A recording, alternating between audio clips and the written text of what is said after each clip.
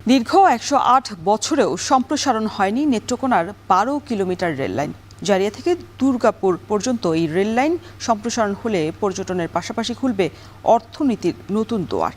স্থানীয়রা বলছেন, রেললাইন সম্প্রসারণ করে নতুন আন্তনগর ট্রেন চালু করা গেলে এই অঞ্চলের অন্তত ১০ লাখ মানুষের যাতায়াতে সুফল আসবে। আর সম্প্রতি এলাকাটি পরিদর্শন শেষে রেল প্রতিমন্ত্রীর আশ্বাস, সম্ভাব্যতা যাচাই করে দ্রুতই রেললাইন সম্প্রসারণের কাজ শুরু করা হবে। রিফাত আহমেদ রাসেলের প্রতিবেদনে থাকছে বিস্তারিত।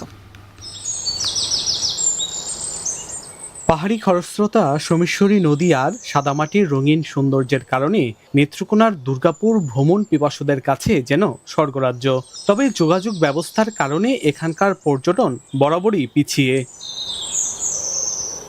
জারিয়া থেকে দুর্গাপুর পর্যন্ত মাত্র ১২ কিলোমিটার হলেও ১০৮ বছরেও চালু হয়নি রেল সেবা। এই পথ রেল লাইনের সাথে সংযুক্ত করার জন্য দীর্ঘদিন ধরে দাবি জানিয়ে আসছেন ৪ উপজেলার অন্তত ১০ লাখ বাসিন্দা।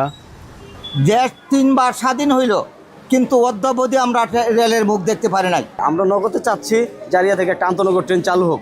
ট্রেনের ব্যবস্থাটা যদি দুর্গাপুর আমাদের হইতো তাহলে অনেক সুবিধা হতো। জারিয়া থেকে ময়মনসিংহ রোডে একটি লোকাল ট্রেন দিনে ৫ বার আসা যাওয়া করায় প্রতিদিনই স্টেশনটিতে ভিড় করেন হাজারো যাত্রী। কিন্তু সড়কপথে ১২ কিলোমিটার পাড়ি দিতে অতিরিক্ত অর্থের পাশাপাশি ভোগান্তির শিকার হতে হচ্ছে। দুর্গাপুর থেকে কিংবা নেত্রকোনা থেকে যদি ট্রেনটা দেয় তাহলে হলো আমাদের কম খরচে আমরা আসতে পারি। ৩ থানা মিলে প্রায় ৫ লক্ষের মতো লোক চলাফেরা করে ঢাকা পর্যন্ত।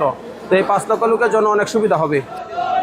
জারিয়া রেল স্টেশন থেকে দুর্গাপুর পর্যন্ত রেল লাইন সম্প্রসারণের লক্ষ্যে ইতিমধ্যেই স্টেশনটি পরিদর্শন করে ১২ কিলোমিটার রেল লাইন সম্প্রসারণের সমীক্ষা যাচাই শেষে দ্রুতই কাজ শুরু হবে বলে জানান রেল প্রতিমন্ত্রী।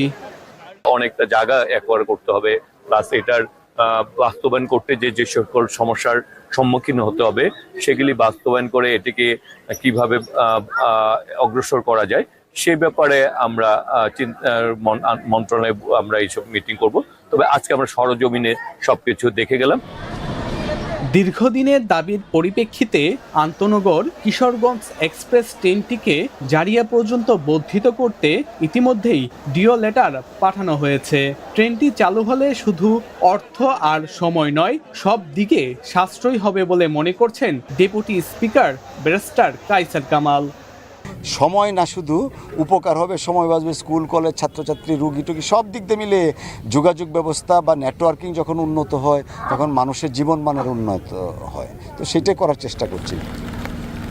১৯১২ সাল থেকে শুরু হয়ে ১৯১৮ সালে বাণিজ্যিকভাবে শ্যামগঞ্জ থেকে জারিয়া জাঞ্জাল হয়ে দুর্গাপুরের রেল লাইন সম্প্রসারণ করার সিদ্ধান্ত গৃহীত হলেও পরবর্তীতে যুদ্ধসহ নানা সংকটে আজও দুর্গাপুর পর্যন্ত রেল লাইন সম্প্রসারণ হয়নি। রিফাত আহমেদ রাসেল, এখন নেত্রকোনা।